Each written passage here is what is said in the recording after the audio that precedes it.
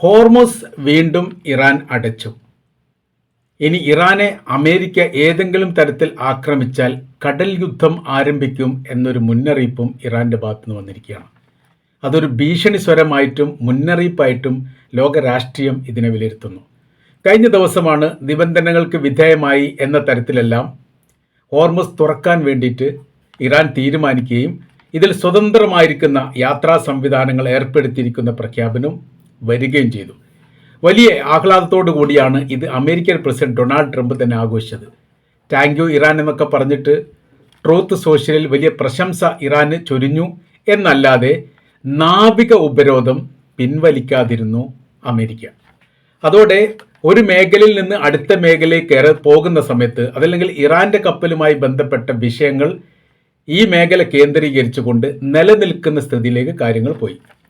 സ്വതന്ത്ര യാത്രാ സംബന്ധമായ കാര്യത്തിന് ഇറാന്റെയും ചൈനയുടെയും റഷ്യയുടെയും കപ്പലുകൾക്കൊന്നും പോകാൻ പറ്റാത്ത രീതിയിലുള്ള ചില ഉപരോധ സംവിധാനങ്ങൾ നാവികരെ കൊണ്ട് ഏർപ്പാടാക്കി എന്നുള്ളതാണ് ഇപ്പോഴത്തെ ഇറാന്റെ ആരോപണം. അതോടനുബന്ധിച്ച് പൂർണ്ണമായ രീതിയിൽ ഹോർമുസ് അടച്ചതായിട്ട് പ്രഖ്യാപിച്ചു.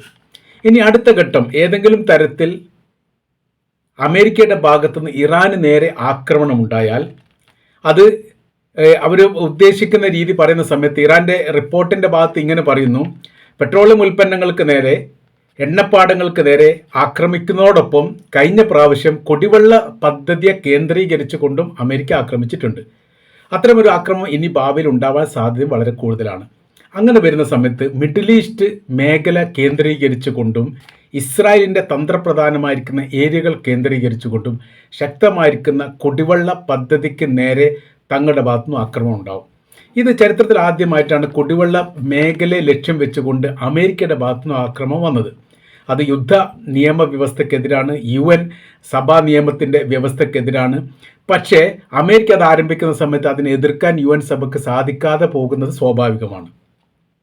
ഇങ്ങനൊരു ആക്രമണം കഴിഞ്ഞ പ്രാവശ്യം ഉണ്ടായപ്പോൾ സമാനമായ രീതിയിൽ കുവൈത്തിനെയും ബഹ്റൈനെയും കേന്ദ്രീകരിച്ചുകൊണ്ട് ഇറാൻ ആക്രമണം നടത്തി. ആ ആക്രമണത്തിൻ്റെ തോതും രീതിയും ഇപ്പോൾ ഇനി ആവർത്തിക്കുമെന്നും ആ കാര്യം തങ്ങൾ മുന്നറിയിപ്പായിട്ട് നൽകുന്നു എന്നുകൂടി IRGCയുടെ ഭാഗത്തുനിന്ന് കൃത്യമായിരിക്കുന്ന വിവരം വന്നിരിക്കുകയാണ്.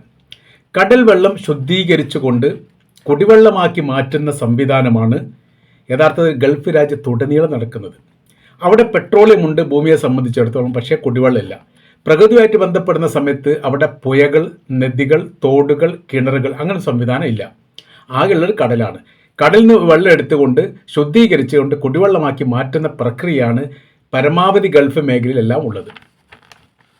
അപ്പോൾ അങ്ങനെ വരുന്ന സമയത്ത് ഇതിന് നേരെ ഇത് പ്ലാന്റ് ആണ്. ആ പ്ലാന്റുമായിട്ട് ബന്ധപ്പെട്ട മേഖല 24 മണിക്കൂറും പ്രവർത്തിക്കുന്ന റിഫൈനറി പോലെ പ്രവർത്തിക്കുന്ന ഏരിയകളാണ്. അതിനാക്രമിക്കുന്ന സമയത്ത് വെള്ളം നിശ്ചലമാണ്. കുടിവെള്ളം കിട്ടാത്തൊരു സ്ഥിതി വരുന്ന സമയത്ത് അത് ഒരു ജനതയെ സംബന്ധിച്ചിടത്തോളം അത് മാനസികമായ രീതിയിൽ മാത്രമല്ല ജീവനെ പോലും അപായപ്പെടുത്തുന്ന രീതിയിലേക്ക് കാര്യങ്ങൾ പോകും. നഗരങ്ങളിൽ നിന്ന് മനുഷ്യജീവൻ പ്രദേശം വിട്ടു പോകേണ്ട രീതി, അഭയാർത്ഥികളെ പോലെ വെള്ളം കിട്ടാത്ത കാരണത്താൽ വെള്ളം കിട്ടുന്ന ഏരിയകളിലേക്ക് അല്ലെങ്കിൽ കടൽ ലക്ഷ്യമാക്കിയിട്ട് പോകേണ്ട ഒരു സ്ഥിതിവിശേഷം ഉണ്ടാകും എന്ന് പോലും ഭയപ്പെടുന്നുണ്ട്. യഥാർത്ഥത്തിൽ ഇപ്പോഴത്തെ ഈ വിഷയം സൗദി അറേബ്യയിലെ റിയാദ് പോലെയുള്ള മേഖലയിൽ കടലില്ല. അപ്പോൾ അത് എന്ത് ചെയ്യണം? ജിദ്ദയിലേക്കോ അല്ലെങ്കിൽ ദമാം കേന്ദ്രീകരിച്ചിട്ടോ മാറേണ്ട സ്ഥിതി. അതൊന്നും എളുപ്പമല്ല. സൗദി അറേബ്യയിലെ ഏറ്റവും കൂടുതൽ ആളുകൾ തിങ്ങിപ്പാർക്കുന്ന നഗരങ്ങളിൽ ഏറ്റവും പ്രധാനപ്പെട്ടത് റിയാദാണ്, തലസ്ഥാന നഗരി തന്നെയാണ്. അപ്പോൾ അതിൻ്റേതായിരിക്കുന്ന പ്രയാസങ്ങൾ അവിടെ ഉണ്ടാകും. ചില റിപ്പോർട്ടുകൾ ഇപ്പോൾ പുറത്തു വന്നിരിക്കുന്നു. കുടിവെള്ള പദ്ധതിയുമായിട്ട് ബന്ധപ്പെട്ട് ഡിസലൈസേഷൻ ചെയ്തുകൊണ്ട് കടൽ വെള്ളം ശുദ്ധീകരിച്ചുകൊണ്ട് കുടിവെള്ളമാക്കിയിട്ടും മറ്റാവശ്യത്തിന് തോട്ടാവശ്യത്തിനും മറ്റ് ഭൗതിക ആവശ്യത്തിനൊക്കെ ഉപയോഗിക്കുന്നതല്ല ഈ കടൽ വെള്ളം തന്നെയാണ്. ഉപ്പിനെ മാറ്റം ചെയ്ത് ശുദ്ധീകരിക്കുന്ന പ്രക്രിയയാണ് സാധാരണ നടക്കാറുള്ളത്. സർക്കാർ ഈ വെള്ളം കൊടുക്കുന്ന സമയത്ത് ചില ഏരിയകളിലൊക്കെ പണം വാങ്ങിയിട്ട് കൊടുക്കുന്നുണ്ട്. അപ്പോൾ അതിൻ്റെ സംവിധാനം അങ്ങനെയാണ്. വലിയ രീതിയിലുള്ള സ്രോതസ്സാണ് 24 മണിക്കൂറും. ആ മേഖല കേന്ദ്രീകരിച്ചുള്ള ആക്രമണം നടക്കുന്ന സമയത്ത് എന്തുണ്ടാവുമെന്നറിയോ? വലിയ പ്രതിസന്ധി ഉണ്ടാവും. ആ പ്രതിസന്ധിയിലേക്ക് ഇപ്പോൾ അറേബ്യൻ രാജ്യങ്ങൾ മാറാൻ സാധ്യതയുണ്ട് എന്നാണ്. ഈ യുദ്ധം രണ്ടാമത് വരികയാണെങ്കിൽ ആ രീതിയിലേക്ക് കാര്യങ്ങൾ എത്തും. റിയാദ്, ജിദ്ദ, ദമാം സൗദി അറേബ്യയിൽ തന്ത്രപ്രധാനമായിരിക്കുന്ന നഗരങ്ങളാണ്. ഈ നഗരങ്ങളിലെല്ലാം ജുബൈൽ എന്ന് പറയുന്ന ഭാഗത്തു നിന്നാണ് ഡിസലൈസേഷൻ നടക്കുന്നത്. അവിടെ നിന്നാണ് ഇങ്ങോട്ട് വെള്ളം സപ്ലൈ ചെയ്യുന്നത്. ഏറ്റവും പ്രധാനമായിരിക്കുന്ന സ്രോതസ്സാണ് അവർ പറയുന്നത്. ഇവിടെയൊക്കെ ചെറിയ രീതിയിലൊക്കെ ഉണ്ട്, റിയാദും ജിദ്ദയിലും ദമാമിലൊക്കെ ചെറിയ രീതിയിൽ നടക്കുന്നുണ്ട്. എന്നാലും സൗദി അറേബ്യയിൽ ഏറ്റവും വലുത് ഇവിടെയാണ് പറയുന്നത്. 30 മുതൽ 35 മില്യൺ ജനങ്ങളും ഈ പറയപ്പെട്ട കടൽ വെള്ളത്തെ ആശ്രയിച്ച് ജീവിക്കുന്നവരാണ്. അങ്ങനെ ആ സമയത്ത് അത് വലിയൊരു പ്രതിസന്ധിയിലേക്ക് ആയിരുന്നു. ലോകത്തിലെ ഏറ്റവും വലിയ ഡിസലൈസേഷൻ ചെയ്യുന്ന ഉൽപ്പാദക രാജ്യങ്ങൾ ഒന്നുകൂടിയാണ് സൗദി അറേബ്യ. ഇനി യു എയിലേക്ക് നോക്കുന്ന സമയത്ത് ദുബായ്, അബുദാബി, ഷാർജ 10 മില്യൺ ആളുകൾ കടൽ വെള്ളത്തെ ആശ്രയിച്ച് ജീവിക്കുന്നവരാണ്. കുവൈറ്റ് സിറ്റിയിലാണെങ്കിൽ, കുവൈത്തിനെ കുറിച്ചിട്ട് പറഞ്ഞു, കുവൈറ്റ് സിറ്റിയിലാണ് ഇതിൻ്റെ പ്ലാന്റ് കാര്യങ്ങളൊക്കെ ഉള്ളത്. 4.5 മില്യൺ ആളുകൾ ഇതിനെ ആശ്രയിച്ച് ജീവിക്കുന്നു. പൂർണ്ണമായും കടൽ വെള്ളത്തെ ആശ്രയിക്കുന്ന ഒരു രാജ്യത്തിൻ്റെ പേര് കൂടിയാണ് കുവൈത്ത് എന്ന് പറയുന്നത്. ഈ കുവൈത്തിനെ കേന്ദ്രീകരിച്ചുകൊണ്ട് കഴിഞ്ഞ പ്രാവശ്യം ഒരു ആക്രമണം നടന്നിട്ടുണ്ട്. ചെറിയ രീതിയിലുള്ള അപകടമാണ്, വലിയ നാശനഷ്ടങ്ങളൊന്നും ഉണ്ടായിട്ടില്ല എന്ന് ഈ വിഷയവുമായിട്ട് ബന്ധപ്പെട്ട് കുവൈത്ത് റിപ്പോർട്ട് പുറത്തുവിടുകയും ചെയ്തു. ഒമാനിലാണെങ്കിൽ മസ്കത്ത്, സുഹാർ എന്ന് പറയുന്ന 2 നഗരങ്ങളിലും ഈ വിഷയവുമായിട്ട് ഈ കുടിവെള്ളത്തെ ആശ്രയിക്കുന്നതാണ്. 4.5 മില്യൺ, 4 മുതൽ 5 മില്യൺ വരെ ആളുകൾ ഇതിനെ ആശ്രയിക്കുന്നവരാണ്. ഖത്തറിൽ ദോഹയിലാണ് ഇത് പ്രവർത്തിക്കുന്നത്. 3 മില്യൺ ആളുകൾ ഇതിനെ ആശ്രയിക്കുന്നു. ബഹ്റൈനിലാണെങ്കിൽ മനാമയിലാണ് 2 മില്യൺ ആളുകൾ.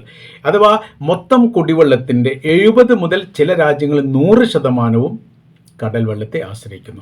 അപ്പോൾ കുടിവെള്ള പദ്ധതിയുമായി ബന്ധപ്പെട്ട സംവിധാനത്തിന് നേരെ അമേരിക്ക ആക്രമണം നടത്തി കഴിഞ്ഞാൽ അതിന് സമാനമായ രീതിയിൽ തത്തുല്യമായി തന്നെ തങ്ങൾ തിരിച്ചടിക്കും എന്നൊരു മുന്നറിയിപ്പ് ഇറാൻ്റെ ഭാഗത്തുനിന്ന് ഇപ്പോൾ പുറത്തു വന്നിരിക്കുന്നു എന്നുള്ളത് നിസ്സാരമായിരിക്കുന്ന കാര്യമല്ല. കാര്യം എന്ന് പറഞ്ഞാൽ സർക്കാരിനെ മാത്രമല്ല, ജീവനെ ഞങ്ങൾ ഒഴിവാക്കും, ജീവിതത്തെ തങ്ങൾ പ്രയാസപ്പെടുത്തും എന്നുള്ളതാണ് അതിൻ്റെ മുദ്രാവാക്യം തന്നെ.